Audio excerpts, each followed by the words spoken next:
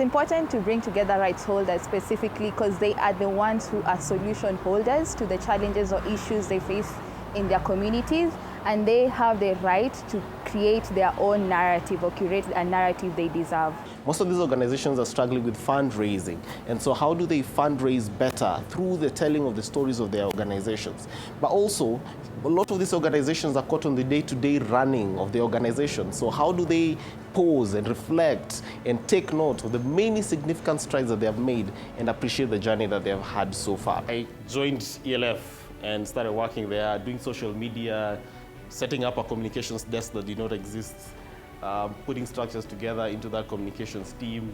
And before long, I was then getting myself into a bit of programs work, and so transitioned from communications to programs, started doing programs, and before long, I was asked, hey, we had a programs guy who left the organization, stopped, would you, and I actually went and told my boss, I think we can steer this ship as we figure out our situation.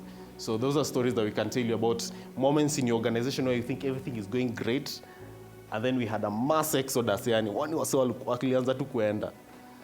then you have to figure out how do you organize yourself. But there was opportunities there. It's been really interesting with this particular group because they represent a diversity of people, but also the work that they're doing in their communities to create impacts. Taking what we are learning as it pertains to gender and diversity and leadership, and being able to inculcate that into the different organizations that they run or the communities that they're trying to impact is, for me, something that is potentially very impactful. The difference is learning how to acknowledge your bias and not just covering it, because as if you're covering it and you're still making a decision about another person based on that bias, you haven't really solved it. But if you acknowledge it, that you have that bias, that, hey, I walked into this meeting and the woman I'm meeting is having whiskey, and acknowledging that I'm not comfortable with the fact that she's having whiskey. This is what I'm thinking about her. And then saying, okay, fine, that's a thought that I have. And once you've acknowledged it, putting it aside, and then having this conversation with this woman, with, once you've placed aside that bias. And so I engaged them on a process of storytelling and life mapping, looking at where did the organization start, what was the inspiration behind starting the organizations, and what is the story, how does their personal story connect with the journey of the organization. And then after that was giving them a technique called plotting, using a Cartesian plane that they're able to plot the different steps of that journey and appreciate the journey. This becomes a reflective moment and a moment that they can use to then plan ahead for their future. And so you can come here and say, this is me being born and this is why it's there. This is where I started my organization.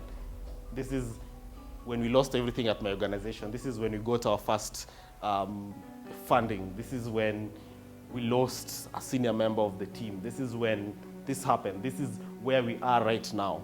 Because we need to see, where are you right now?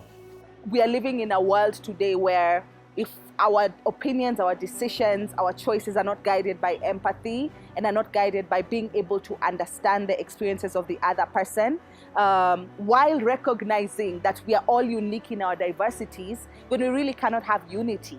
I've seen some brilliant approaches where mothers of victims of extrajudicial killings have been trained on advocacy, and they're the ones who are taking petitions to court.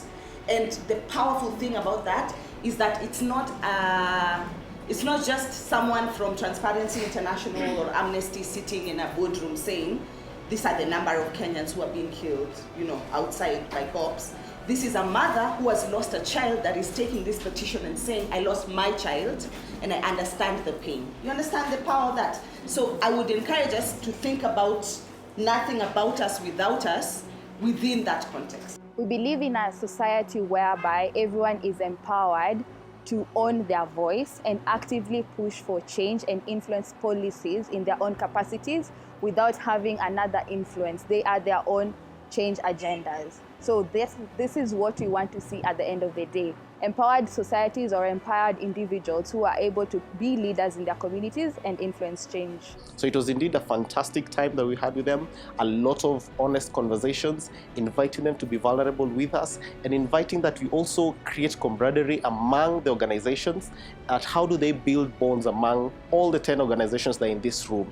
How do they ensure that they can coordinate and they can partner better? Because when you know someone's story, when you know an organization's story, it's easy to connect with them. And we're hoping that these connections go a long way in creating a network of organizations that are connected and organizations that can go a long way in supporting one another in their growth journey.